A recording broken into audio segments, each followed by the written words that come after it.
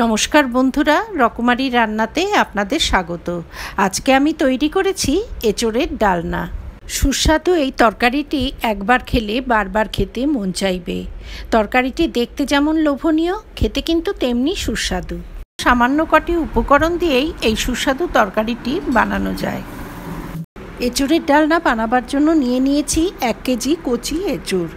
এই রেসিপির জন্য এঁচোড়টা একটু কচি হলেই তরকারির স্বাদ বেশি ভালো হবে। এবারে এঁচোড়টাকে ছোট ছোট টুকরো করে কেটে নেব। এঁচোড়টাকে ছোট টুকরো করে কেটে নিয়েছি। এবার এটাকে সেদ্ধ করে নিতে হবে। তার জন্য নিয়েছি একখানা প্রেসার কুকার। প্রেসার কুকারে সমস্ত এঁচোড় দিয়ে দিলাম। এতে বড় বাটির 1 বাটি জল অ্যাড করে দিলাম। আধা চামচ মতো নুন অ্যাড করে দিলাম। আধা চামচ হলুদ অ্যাড করে দিয়ে প্রেসার কুকারের ঢাকনা বন্ধ করে হাই ফ্লেমে একটা সিটি দিয়ে নেব। একটা সিটি পড়ার পর প্রেসার কুকারের ঢাকনা খুলে নিয়েছি। এঁচোড়গুলো খুব সুন্দর সুসিদ্ধ হয়েছে, সেদ্ধ হয়েছে কিন্তু একদম গলে যায়নি। এঁচোড়গুলোকে এভাবেই সেদ্ধ করে নিতে হবে। সমস্ত এঁচোড়গুলো সেদ্ধ করার পর এভাবে জল ঝরিয়ে রেখে দিয়েছি। এঁচোড়ের ডালনার জন্য 2খানা আলু নিয়েছি। আলুগুলোকে একটু বড় বড় টুকরো করে কেটে নেব। আলুগুলোকে বড় বড় টুকরো করে কেটে জলে ভিজিয়ে রেখে দিয়েছি। এতে আলুগুলো কালো হয়ে যাবে না। এঁচোড় ও আলু একই রকম মাপে কেটে নিয়েছি, এতে তরকারিটা দেখতে সুন্দর লাগবে। এঁচোড়ের ডালনার গ্রেভি বানাবার জন্য নিয়েছি 4টে শুকনো লঙ্কা, 1 ইঞ্চি পরিমাণ আদা আর 1 মুঠো রসুন। একটা গোটা রসুনের কোয়াগুলো ছাড়িয়ে নিয়েছি, আর আছে একখানা টমেটো। মিক্সির ছোটো জার নিয়ে এতে আদা রসুন শুকনো লঙ্কাটা অ্যাড করে দিলাম। দিয়ে দিলাম 1 চামচ ধনে, 1 চামচ জিরে, 1 চামচ মৌরি। সামান্য জল অ্যাড করে দিয়ে এর একটা পেস্ট বানিয়ে নেব।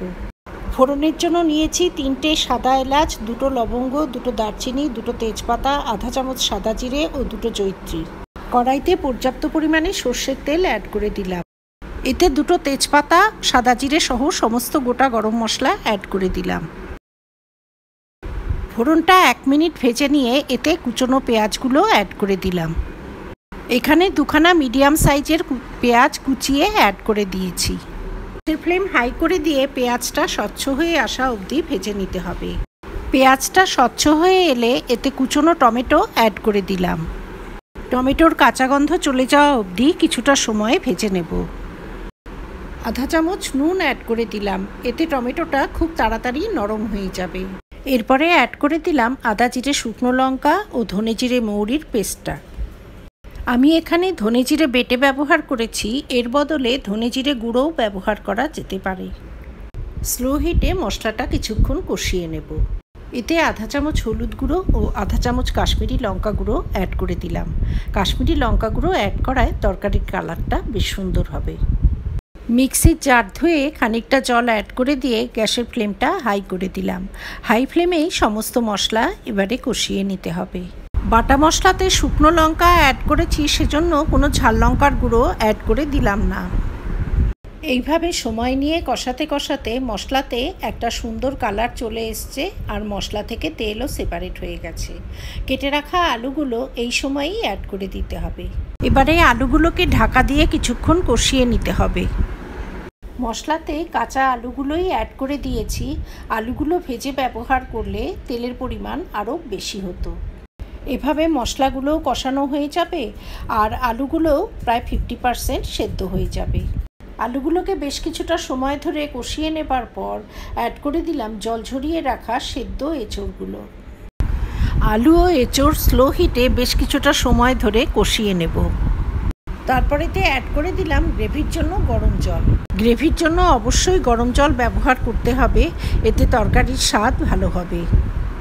এবারে গ্যাসের ফ্লেম হাই করে দিয়ে হাই হিটে এঁচোড়গুলো সেদ্ধ হওয়ার জন্য অপেক্ষা করব।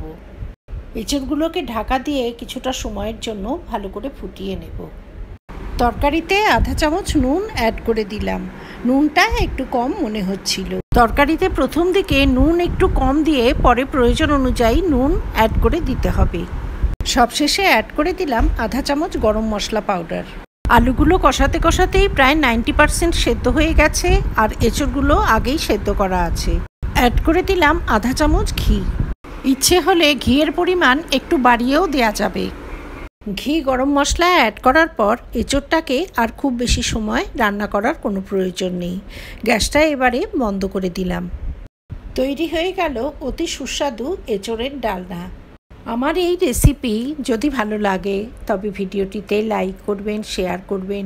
ভবিষ্যতে আরও রেসিপির জন্য আমার চ্যানেলটি সাবস্ক্রাইব করার অনুরোধ রইল।